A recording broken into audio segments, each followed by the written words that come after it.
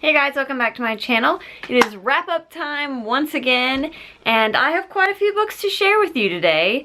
I will not talk at great length about the first few because I talked about them at the end of my video, my vlog video for TBR Takedown, because they're the books that I read during TBR Takedown. The first one was Lumberjanes. I have read this before, so this was a reread, and it was adorable as ever. I did mention in the vlog that I didn't realize, because I read it actually on my Kindle, or on my iPad, but they have these little pages in here, and I don't know if they're meant to be read, but if you read them, they're hilarious. They're basically like summaries for how you earn the different badges, and it cracked me up. I didn't see that when I was first reading these on my iPad. The next one is The Affinities, which I have made no secret about how much I did not enjoy this book.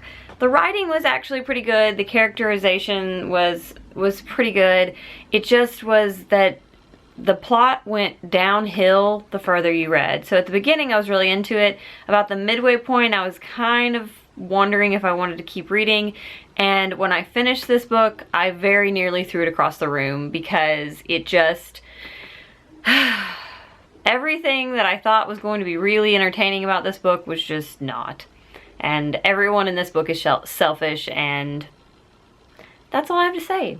I also read Animorphs Book 1, The Invasion, and this was also a reread. I was inspired to do this by Tanya over at List Obsessed Reader, and I will be continuing on reading more of these once I go to my used bookstore and pick them up, because apparently I gave them away or lost them or something, my copies that I had when I was a teenager, so I don't have them anymore. But this was like 75 cents at my used bookstore, so I'm not out a whole lot of money to pick up the rest of them, or not the rest of them, but a few more, because I don't even know how many books are in this series. But needless to say, I said this in my TBR Takedown vlog, but this definitely holds up to what I remember as a teenager. And if you've read anything else by Katherine Applegate, then you'll know that she is a really good writer. So I enjoyed this as much as I remembered enjoying it, and I will definitely be continuing on to read more and just letting the nostalgia continue. Feed was recommended to me by several of my friends from work and just my real life friends, and I'll have to say that I was not super impressed with it. So it was interesting, and I think the most interesting part of the book is that this was written pre like Facebook and social media, and it has this weird sort of forecasting of what our lives would be like basically with a feed, which is essentially what we have with Facebook, except it's on a computer and not inside of our head. Though who knows, only a matter of time maybe. But it was interesting, and for that, but basically I just felt like this book was definitely aimed at a younger audience, and maybe had I read it when I was younger like my friends did, I might feel the same way they do about it. But for the most part, I just thought that this was just mediocre. And again, those books I read during TBR Takedown, so if you want a better sort of summary of what the books were about, then you can go check out the end of that vlog. I will put down in the description bar where the, what time the actual recap of what I read starts, so if you don't want to watch the other vlog, or if you've already watched most of it, then you won't have to figure out where to start. So I will do that if you want to hear more about those books. But then on to the rest of the books that I read during the month of January.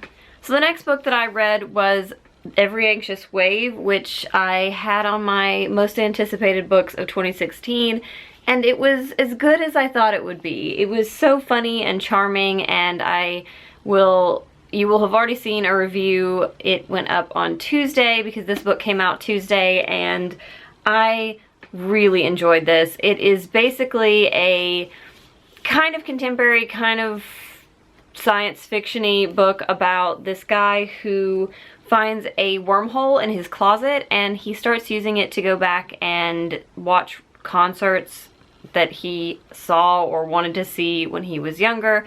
And so he goes back in time to watch concerts, and then his friend decides that he wants to use the wormhole for something else, and he accidentally gets sent back to 980 instead of 1980, and So our main character, Carl, ends up having to enlist the help of a physicist to try to bring back his friend Wayne, and that's where the book takes off, and it's a lovely picture of a very complicated relationship and just what time travel does and can do to a person's sort of thoughts and memories, and just it was fantastic. Like, there are so many layers and elements to this book that I just can't summarize quickly, and hence why I did an entire review video for this.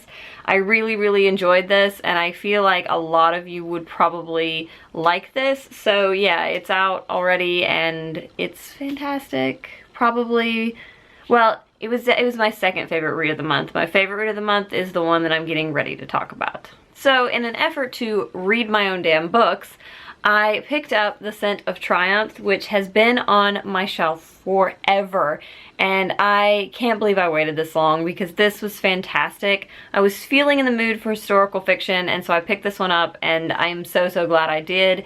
This is the story of a woman, and it's set in the Second World War, and it's about how she is sort of trying to put back together her family. She and her husband board an ocean liner headed back to Europe because they have been in the United States, and they left their son with her husband's mom in Poland. And the war has broken out, and I think we all know that Poland was not a good place to be during the Second World War. And so she is trying to find her son, and it's about the lengths that she goes to keep her family together, to put her family back together, and about the tragedies that she goes through and how she comes out on top in so many situations. It was beautiful, and if you are at all interested in perfume, it has this lovely element of perfume history sort of woven throughout, because at the beginning of each chapter there are these little notes that are kind of from her perfume journal, because she is a perfume artist, and so there'll be these little paragraphs that talk about particular ingredients and how they're sourced or what they do to enhance perfumes. And I thought that was really interesting, and it added to the story. It was relevant and it was beautiful, and I loved this, and it was definitely my favorite book that I read during January. So I had a pretty good reading month this month, and I am working on a couple of books. I'm still reading on Winter, and I've said a million times I'm just not in the mood for it, so I'm still reading on Winter. I am about 100 pages into People Before Profit, which is a book about Bob from Bob's Red Mill, and I am getting ready to start Fangirl. So a lot of books on my radar, on my list right now, and I am probably going to pick up another one or two historical fiction books this month, because that is just what I'm feeling lately. So there's that.